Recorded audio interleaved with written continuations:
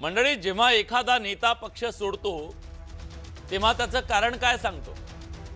विकासासाठी। सध्या महाराष्ट्राच्या राजकारणात अशा विकास पुरुषांचा अक्षरशः ऊत आलाय।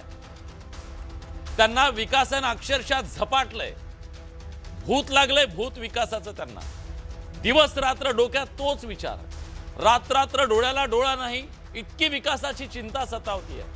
अन्न गोड लागत नाही, पाणी घशात जात नाही अशी परिस्थिती आहे। विकासासाठीची त्यांची धडपड हाल अपेष्टा बघवत नाहीत। फॉर्च्युनरच्या पुढच्या सीटवर बसून हातावर भाकरी खाऊन पोट भरावं लागतं। या विकासासाठी कसंबसं जगावं लागतं।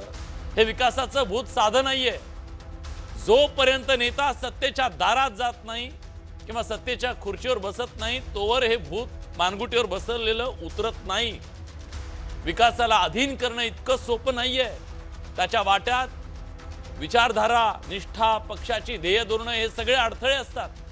मग विकास प्रेमी काळजावर दगड ठेवून, विचारधारा निष्ठेवर तुळशीपत्र ठेवून त्याला तुडून पुढे जावं लागतं। सोपं नाहीये इतकं। याला कोणी चमत्कार म्हणा की राजकीय विज्ञान म्हणा, पण ह्या महाराष्ट्रातलं वास्तव आहे। विकासाचं भूत एकदा तुमच्यावर स्वार झालं की डोक्यात केमिकल लोचा होतो।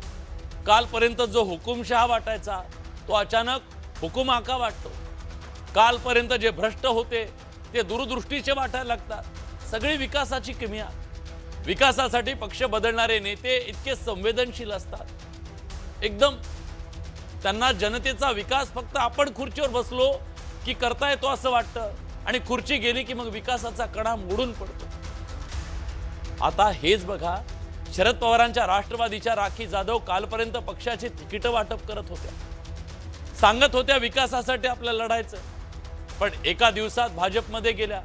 कशासाठी? विकासासाठी। पुण्यात पिंपरीमध्ये दोन राष्ट्रवादी एकत्र आल्या। कशासाठी? विकासासाठी। मुंबईत काँग्रेस आणि शिवसेना उभाठा वेगळ्या, पुण्यात एकत्र। कशासाठी? विकासासाठी। सोयीनुसार युती, सोयीनुसार आघाडी, सोयीनुसार सोबळावर। कशासाठी? विकासासाठी। विचार बदलणं हे धोरण, निष्ठा बदलणं परिपक्वता, आणि सगळ्यात विकास म्हणणं ह्या सगळ्याला फॅशन म्हणली आहे। तो एक राजकीय मास्क आहे। जोपर्यंत लोक मास्ककडे बघून टाळ्या वाजवतील ना तोपर्यंत हा मास्क कधीच निघणार नाही।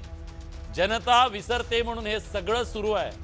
जोपर्यंत विस्मरणाला इथं मतं मिळत राहतील तोपर्यंत विकासासाठी पक्ष सोडला हे वाक्य या राजकारणात अमर राहणार आहे मित्र। आणि म्हणूनच आज आपल्याला चर्चा करायची आहे, हे सगळं सोयीचं राजकारण सुरू आहे का,